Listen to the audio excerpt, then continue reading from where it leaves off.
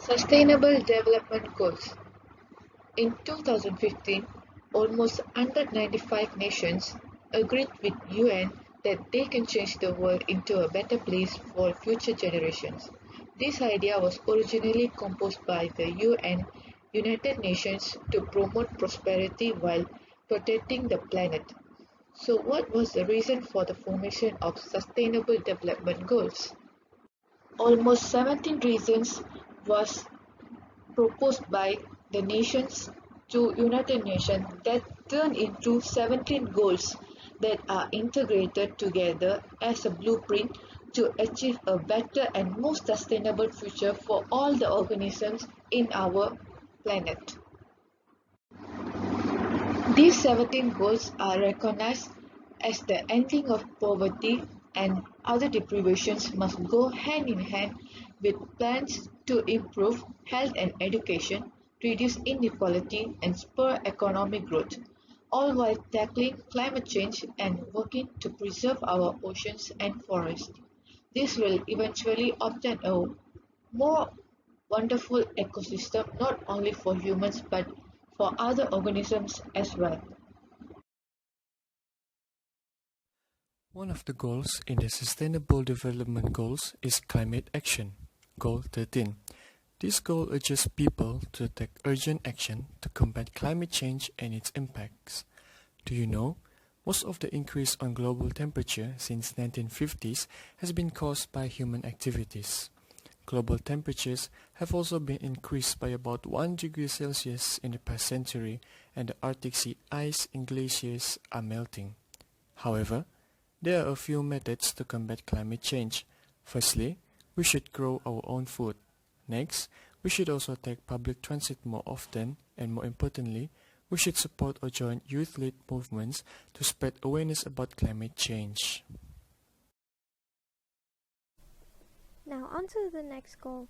Over 3 billion people depend on marine and coastal biodiversity for their livelihood. Marine fisheries, directly or indirectly, employ over 200 million people.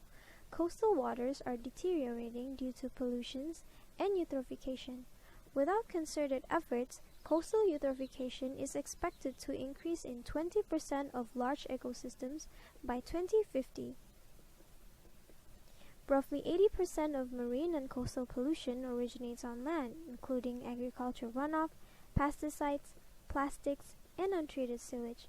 Therefore, in order to conserve and sustain life below water, we must increase scientific knowledge and develop research capacity, minimize and address the impacts of ocean acidification, and enhance the conservation and sustainable use of oceans and their resources by implementing international laws.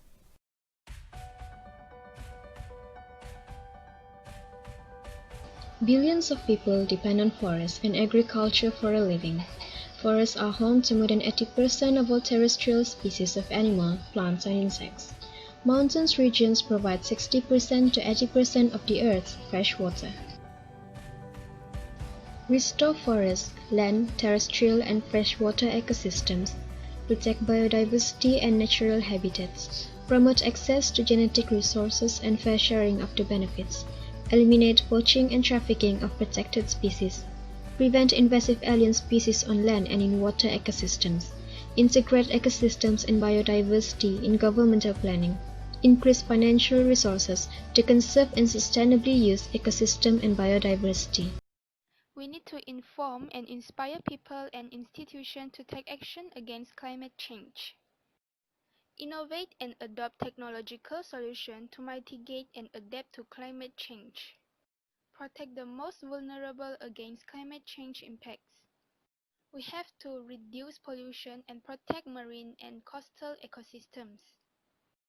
End harmful fishing subsidies and stop unreported, unregulated, and destructive fishing practice. Fight climate change, reduce sedimentation, stop coral mining, and promote sustainable tourism. Finally, we need to combat desertification and restore degraded land and soil. Halt deforestation and restore degraded forests to protect habitats. And take urgent action to end poaching and trafficking of protected species.